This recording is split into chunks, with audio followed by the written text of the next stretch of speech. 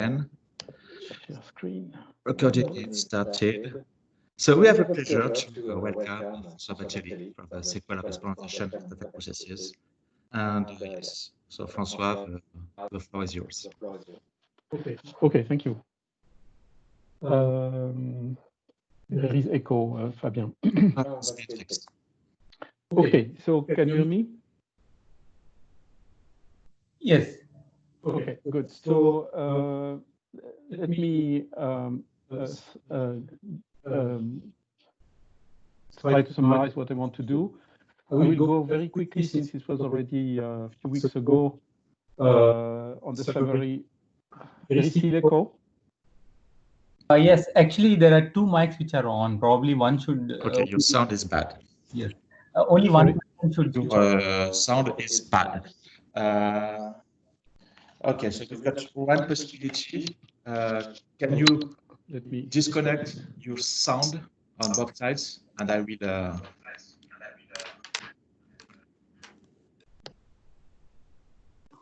Oh, okay. Sorry. So it was my bad. It was okay. Can you hear me now? Yes, yes. Now it's fine. Okay, good. So I will recap what we did last time very quickly, then discuss what I want to reach today is what is in red here, namely, you remember this dynamics. I want to study steady state densities and survival and extinction, with the main result being this phase diagram that we found out. Okay. So you remember that we discussed SI's dynamics on a Poisson point process with spatial migration. We had a spatial configuration, Xi-T, where each point was either infected or susceptible. There was a transition from I to S in function of a local infection rate, from S to I susceptible to infected with a constant recovery rate. And there was spatial evolution, which was migration based on independent random displacements. All the analysis will be in R2. Questions are about extinction and survival, critical thresholds, phase transition, and moment measures. What we showed last time is that there is a ground point process, initially Xi0, which is Poisson state density lambda. Points move, they jump according to rate gamma, which is constant, and the displacements will be large and symmetric. So initially, they just have to be symmetric for the mathematics to work, but then later on, to get the differential equation, they will be large. So this leads to a ground point process Xi times T, which preserves the Poisson property, thanks to the so-called displacement theorem. So the basic model features an interaction function which is of this form, alpha, which is the infection rate, times 1 that R is less than A. It's isotropic. A is the infection radius. And as I recall, the points of Xi-T split into two subpoint processes, phi T like infected, which is at any time T, and susceptible like psi T, and the two sum up to Poisson. Okay, and the SI dynamics looks at the so-called shot noise with respect to the configuration. So if you look at a locus X, you look at the infected nearby, and you sum how many there are, and this gets your local infection rate. And whereas the recovery rate is beta is constant. Okay. So what we saw last time is a certain number of structural properties. So if you have more infected initially, then stochastically you have more at any time, additivity, which we discussed, and duality. So I won't enter that into detail. It was all based on the graphical representation, which is a very beautiful tool from Liggett's book. And we came to this phase transition. So this is its first structural result. There is a notion of extinction that I will describe in detail, last time, that I will re-describe in a second. but extinction is what you expect. So the formal definition is that you depart from a single infected node and you look at the chance that at any time t there are infected nodes, and you want that this happens with probability 0. This is called extinction. Survival is the complement of that, and these probabilities can be shown not to depend on the point x, so it's under PALM if you want. Okay, and the key thing is that when it comes from monotonicity is that if you fix everything except beta, the recovery rate, there is a beta critical, which may be degenerate, below which there is survival, above which there is extinction. And survival is linked, thanks to the duality, to the invariant measure equation, the maximal invariant measure equation, in that if there is no extinction, there is survival, then there exists a maximal invariant measure for the infinite space dynamics. So the extinction existence of at least one solution are the same, non-extinction or survival and the existence of a non-degenerate invariant measure are the same thing. Okay, so this is the summary. Now I move to the new ideas. And so what I want to stress, so first, do you have questions on the summary?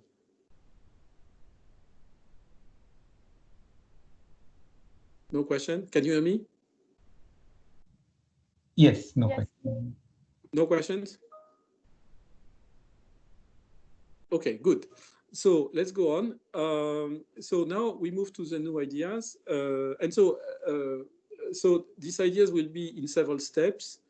And I go, as I said, a little bit under the hood now to show how you get the phase diagram, right? And the computational machinery. Okay, so explain it on the first moment conservation rule. Okay, so you assume that there is a steady state, right? And so phi, the infected, have a density lambda times p. P is the proportion of infected nodes, or the PALM probabilities that the origin is infected. Okay, and psi, the susceptible, 1 minus p, lambda 1 minus p. Okay, the infection rate of locus X of R2 is the shot noise at X, right? And the shot noise is created by the infected nodes. From Campbell formula, if you take any point X, 0 for instance, the expectation of this shot noise is lambda P, density of infected nodes, times alpha times pi a square. Okay, so first principles, right? Now the spatial infection rate, you sum over all susceptible in a ball of volume 1, the infection rate of that fellow. And by definition, it will be lambda 1 minus p, how many infected nodes are in this area, susceptible node in this area, times the PALM expectation under the susceptible point process psi of the infection created by at point 0. Okay, so this is Campbell's formula. So what you do is that you equate now the spatial infection rate and the spatial recovery rate. What is the spatial recovery rate? It is what is given here. It is the sum, expectation of the sum of, on all infected nodes in D, of their recovery rate beta. This is lambda p beta. Okay, so RCP for order 1 says I is equal to R. P beta is 1 minus P expectation. And the PALM expectation is very important. So it is what a susceptible node sees as infection rate around him or her. Okay. So an implication of RCP1 comes from when considered with the natural conjecture that there is repulsion between phi and psi. Okay, and so this means that the PALM expectation of the infection rate that a typical susceptible sees is less, fortunately, than what a typical point sees, right? Because I mean, if they were susceptible, if they were infected around you, they might have infected you, and you have more chance to have people. So, and this is substantiated. It's one of the conjectures, which is substantiated by simulation. Okay, so first lemma. first mathematical result under the repulsion conjecture, if alpha mu, so mu is this lambda pi r square, is less than beta, then there is extinction. If so, it's a strict here, strict, sorry. If alpha mu more than beta, then one may have a non-degenerate stationary region. Right? So it's okay. And the consequence of this thing is that under this conjecture, which we believe in quite strongly, that P, the proportion of infected node, is always less than 1 minus beta over alpha. Okay.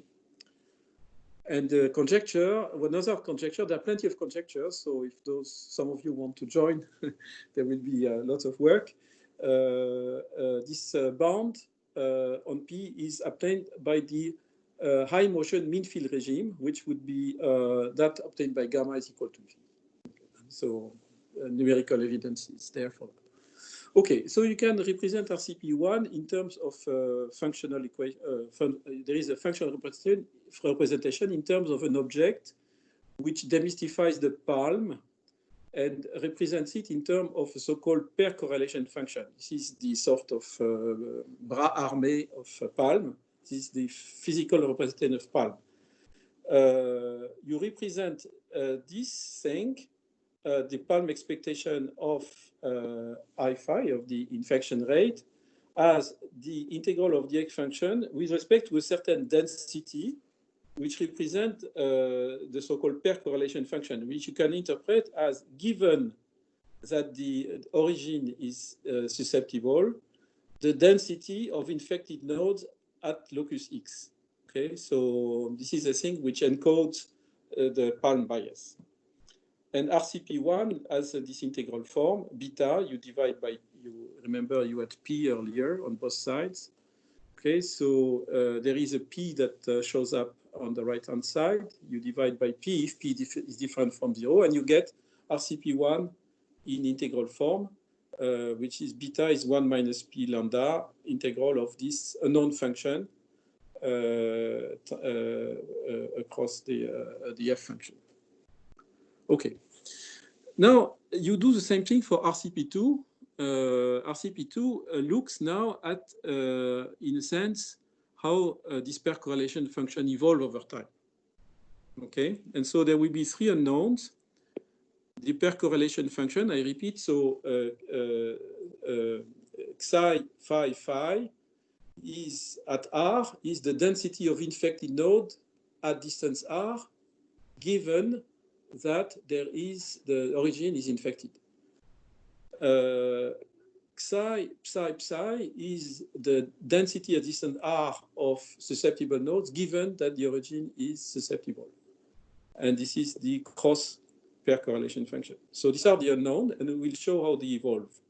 First, because psi plus phi is Poisson, you can get a conservation rule between the 3. So actually, there are only 2 unknowns.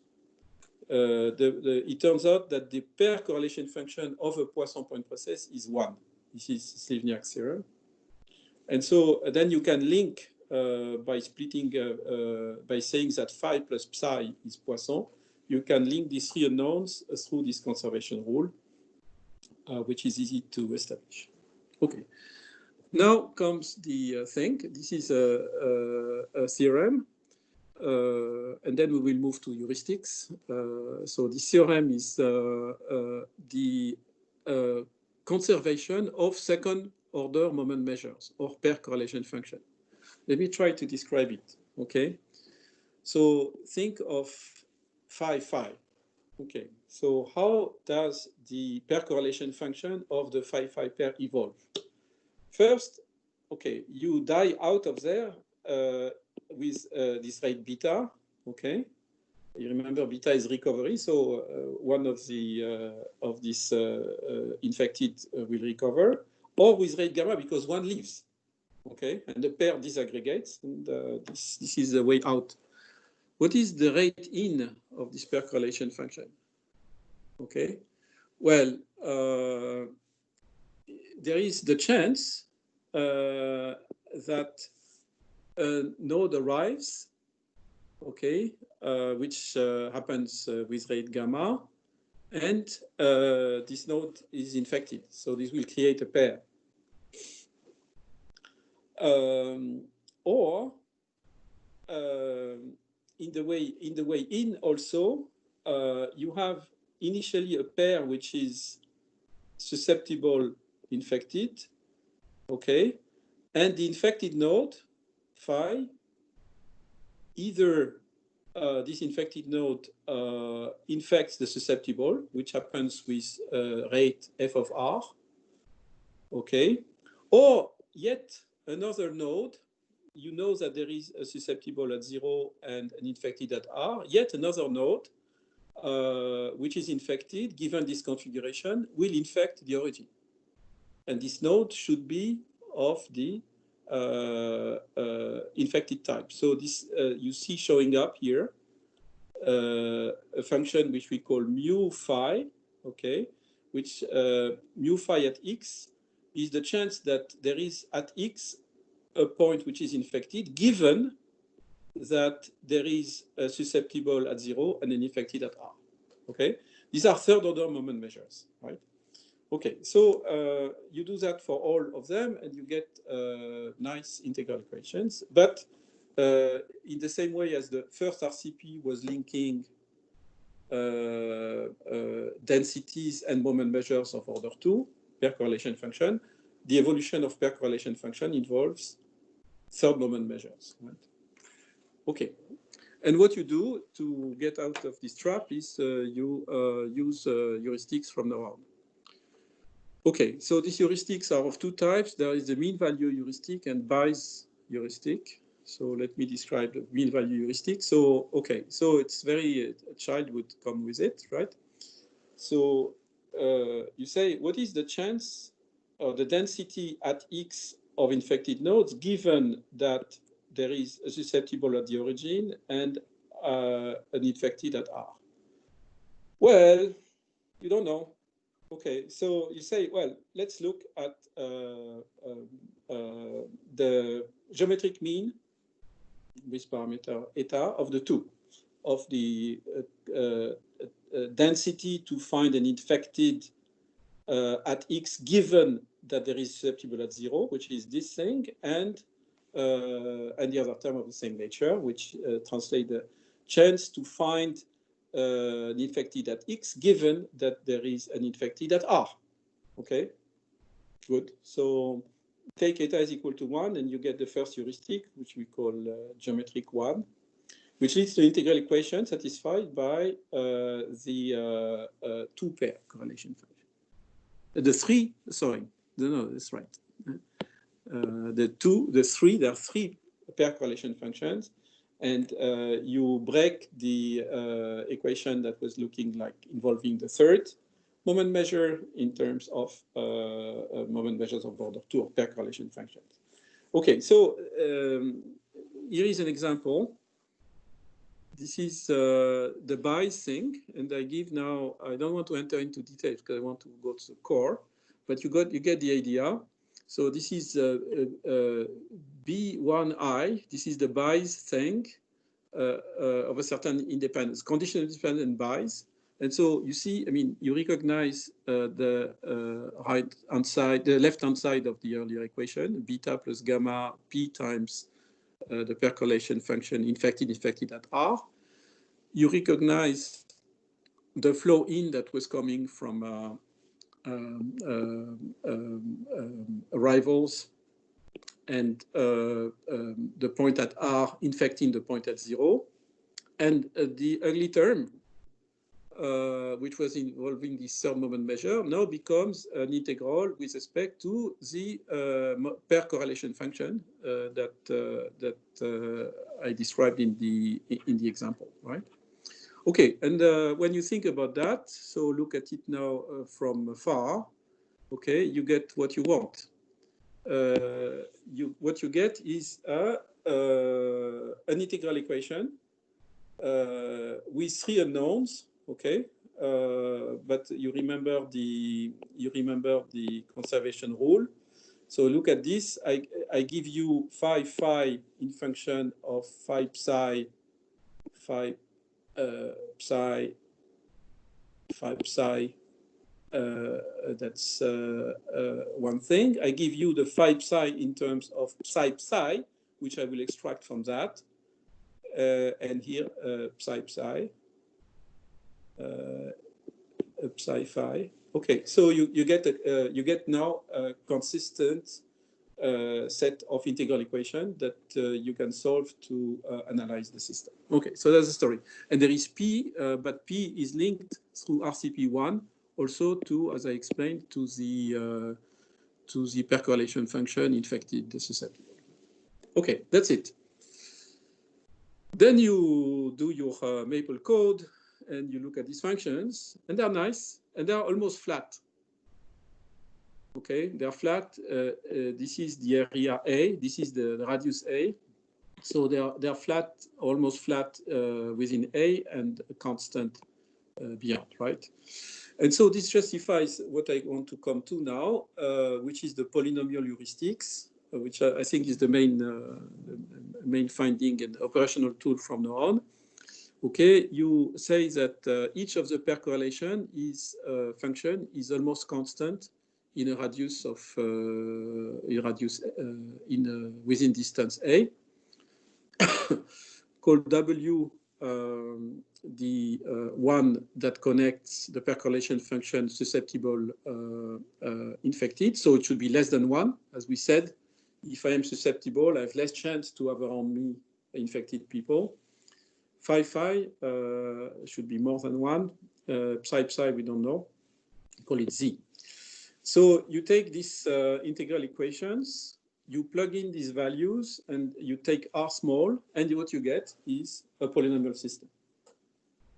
And this is consistent. So this is the BI1 polynomial system. You see, you have the knowns V, W, Z, and P that show up. And these polynomial systems are solvable, and they give the phase diagram and excellent estimates for the compared to simulation when you are far from criticality for the proportions. So here are examples. So so let's look at the first example. So you see, I change speed from 0.2 to infinity. Infinity is the mean field model. And you see, I mean, when you compare simulation and so this is BLI, this Bayes formula that I just showed you, you get really a way to predict things. Not 5 decimals, but not 5 digits, but I mean quite reasonably. This is a subcritical case. Boolean, I will come back to the Boolean criticality and subcriticality a bit later, but this is yet another case. The same type of things. I mean, when you get close to criticality, you start getting discrepancies, which I will explain a bit later. Okay, but so to make a long story short, you have this very complex dynamics. You use moment measure equations. You split these moment measure equations in by transforming the moment measure of order 3 in terms of various types of products of moment measure of order 2. And then you get functional equations, which translate into polynomial equations, which give a handle to predict when it exists. It may be that these polynomial equations have no solutions, the fraction of infected node and the fraction of susceptible, and the pair correlation function. Okay. So now I enter the third phase of the talk. So do you have any questions? Can you hear me? Yes. Yes, we can. Yes. Okay. Any question?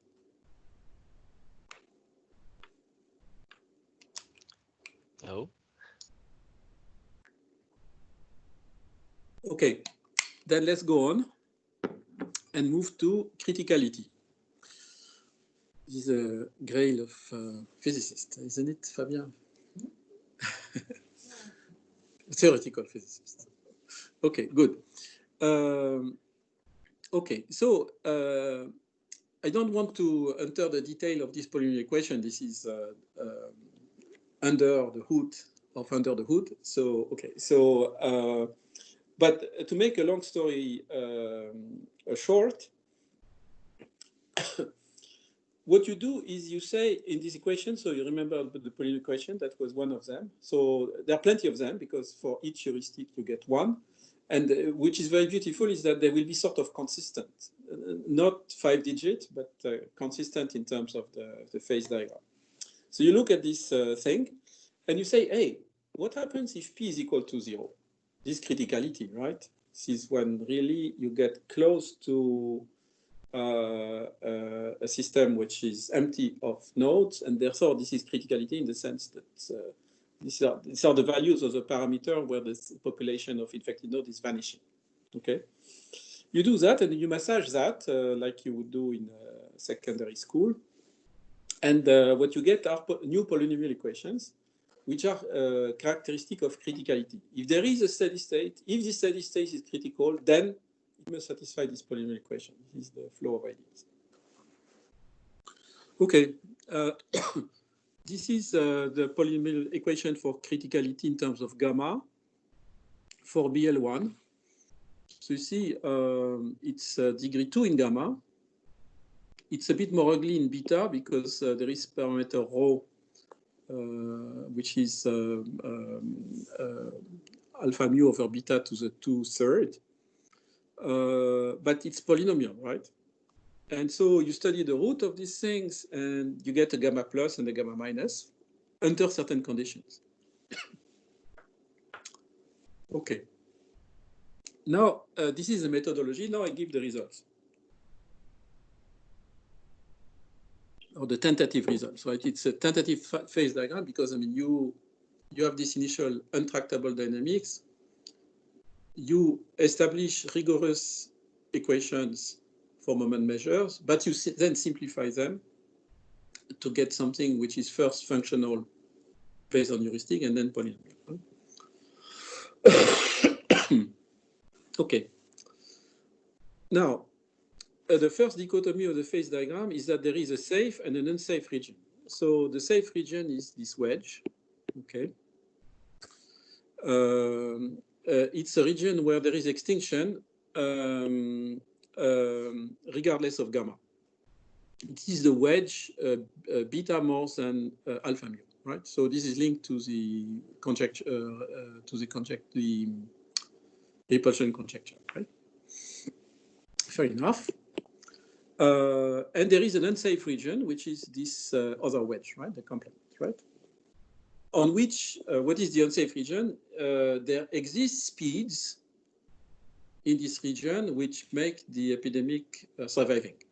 Okay. Okay, now the phase diagram says, this polynomial say constantly over heuristics that the unsafe region can be partitioned into two regions, a motion insensitive region, which is this one, and a motion sensitive region, which is this strip here, okay? And I will explain what it means in a second, right? I first want to explain what the regions are, right? And so you see there are these segments here. In this mu beta phase diagram, right? So on the x-axis I have mu, and on the y-axis I have beta. I should have started with that, right? Okay. So on the mu axis, there is one point which we call mu star, which is the so-called, and this axis pertains to only, is represented with these colors. It represents the no motion case. In the no motion case, the model is called a Boolean model. So you have a neighbor at distance A. If somebody is at distance less than A from you, you create an edge to him or her. This is called a Boolean model, a Poisson Boolean model. And this model percolates if mu is more than mu star, and this mu star is around 4.5. It's not known in closed form. But it was studied a lot. So on the right, or the red segment, this is called Boolean supercritical regime for the no motion case. And on the left of this, oops, on the left of this segment, you have the Boolean subcritical case, right? And this segment splits itself into two parts. The yellow segment we will call motion subcritical. We will see why in a second.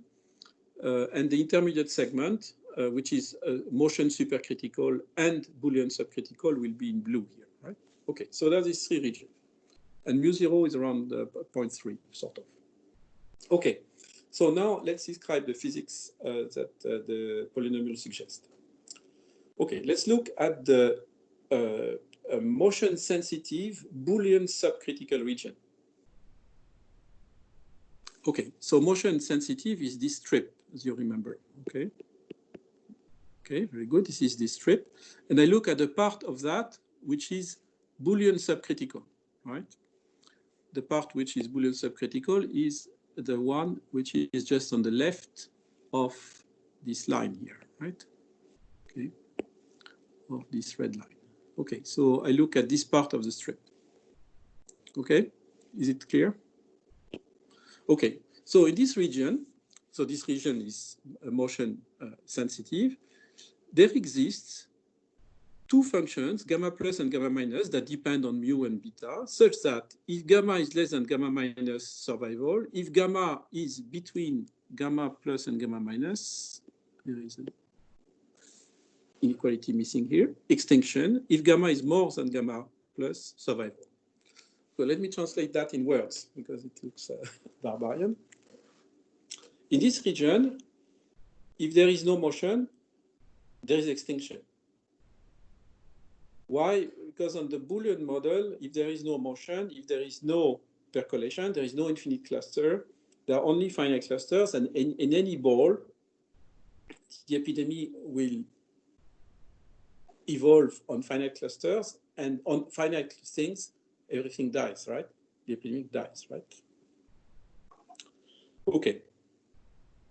For small motions, so for zero motion, extinction. For small motion, survival.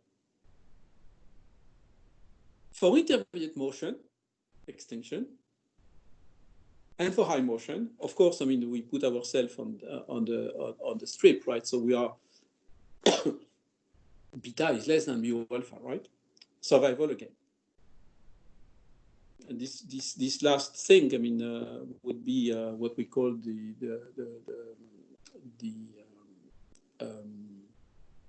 the mean field model, right? Various speed mean field model. Okay. And so when you take one of these heuristics, you can get the criticality curve, the gamma plus and the gamma minus. So let's look at so this curve. So you see when you solve the quadratic, this is the gamma minus, this is the gamma plus. Okay. When you get beyond this mu0, which is a density critical, so things are a bit more subtle. The red function is decreasing at infinity, but it's increasing in the range. And so it's very interesting to understand what's going on. But you get the gamma plus and gamma minus function, and you get the beta c function, because the beta c is sort of the inverse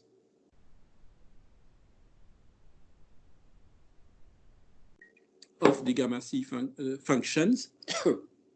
And of course, this was completely contradicting what we were thinking initially. Initially, we were thinking that any increase of speed would increase the chance of survival and increase the density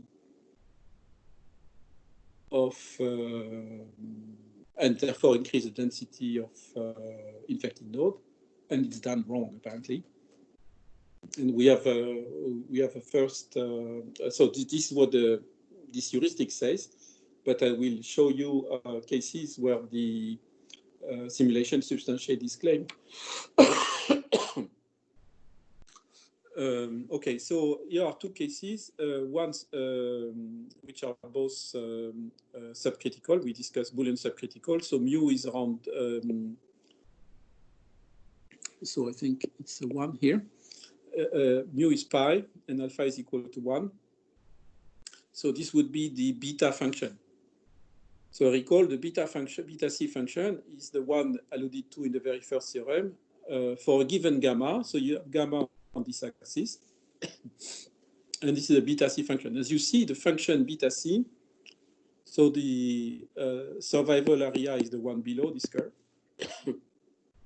The beta C function, sorry, the beta C function is decreasing and then increasing. And this is for below motion criticality, mu is very small. And the beta C function, we think, so you have the three roots of the, okay, the beta C function should look like that. And so the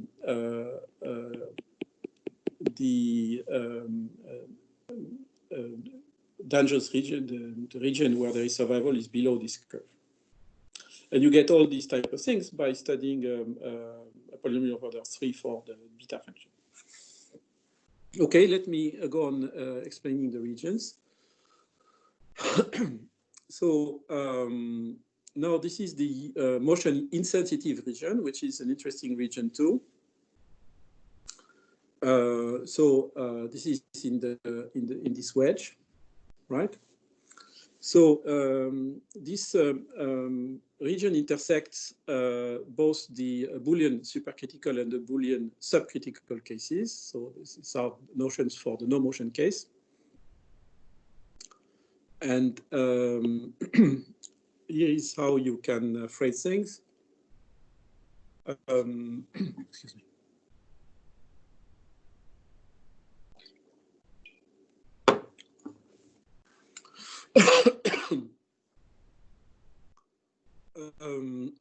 So let's look at the motion insensitive intersection Boolean supercritical. So this is this region, right?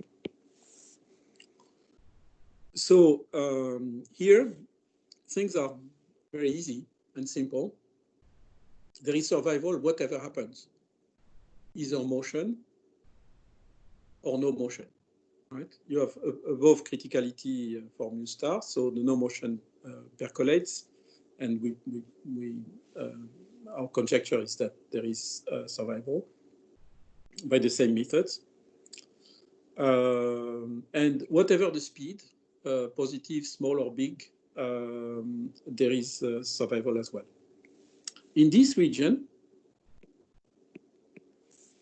things are different. If there is no motion, the conjecture is that there is extinction. If there is motion and any motion, there is survival.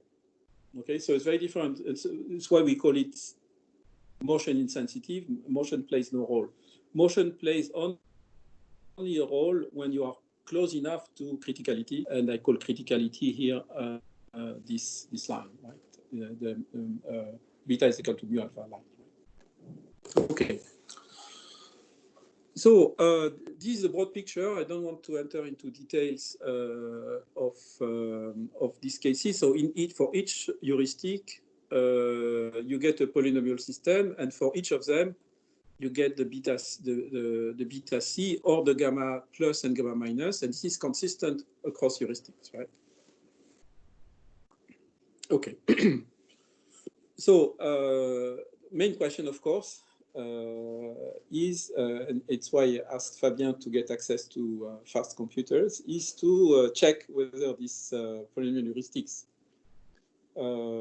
have any connection with reality. And reality here, the only one that closest things you can do is to take a very large torus to implement the dynamics and to check whether there is survival or and actually, even on a very large torus, the thing will die for sure, right? Because on any finite object, this dynamic is absorbing in zero. And so the only thing that you have as you cannot simulate something which is infinite is to take a large torus and to analyze what is called MTTA, the mean time to absorption. Okay, and the belief is that that there is a dichotomy. If this time to absorption grows logarithmically, I described that last time, it means this is what happens on grids, for instance. It means with L, it means extinction. If it grows exponentially, it means survival, right? And the other thing is just a very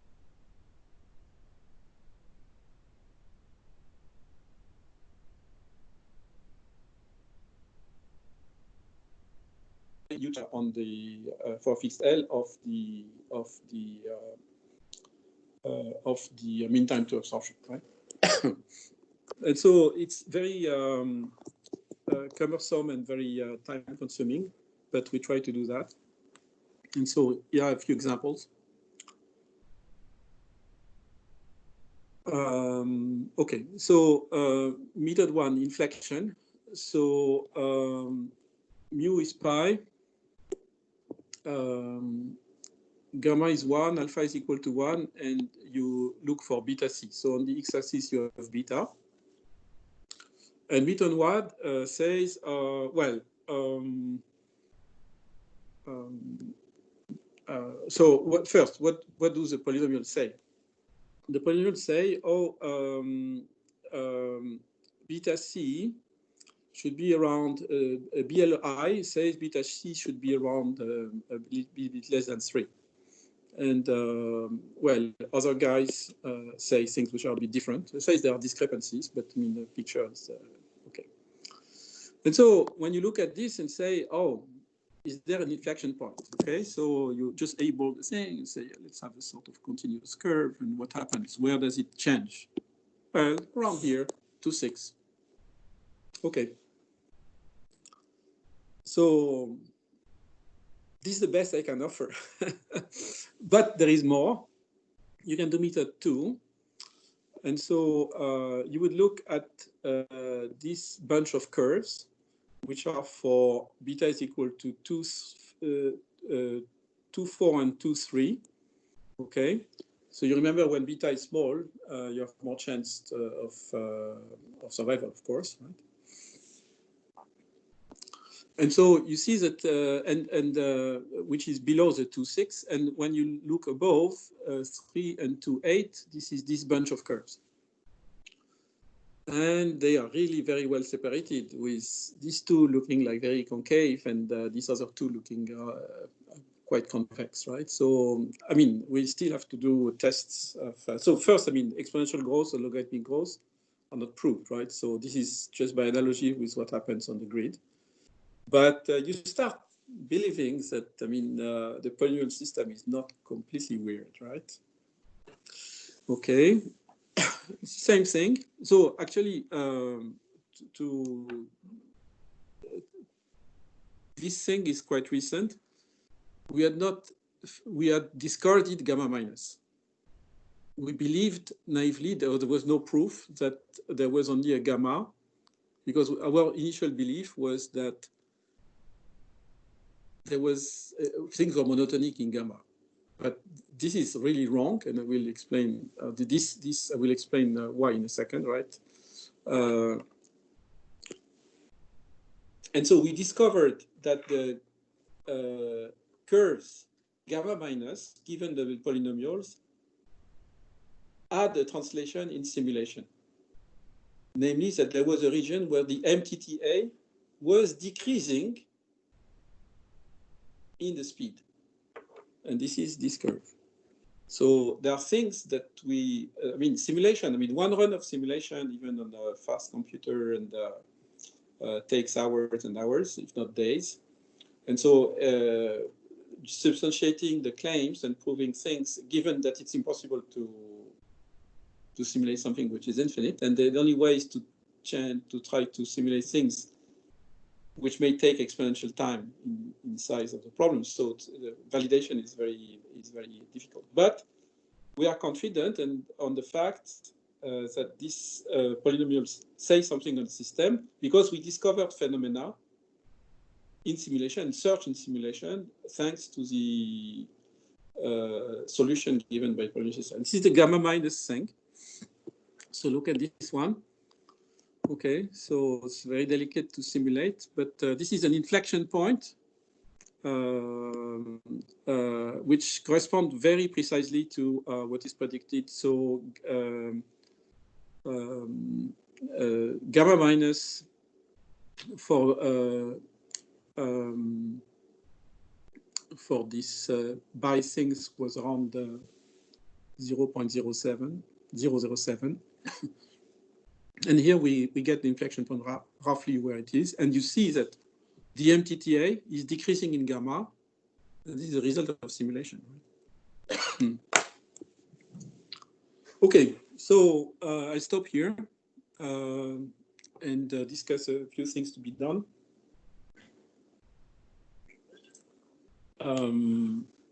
So first, I mean, there are perhaps 6 or 7 conjectures.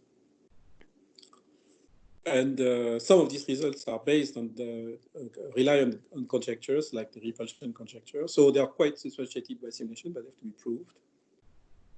Another example is the high mobility main field conjecture, which is not proved. We have to substantiate the lack of monocyte gamma more thoroughly, or more generally justify and prove the phase diagram. And perhaps more importantly, we want to look at more realistic SIS dynamics. There are plenty of them which would make more sense, right, from certain ongoing events. And study other types of motions. And this is far random waypoint where you jump far away. It's very easy in terms of implementation for the math. But we may expect to have extensions for other types of motions. Okay.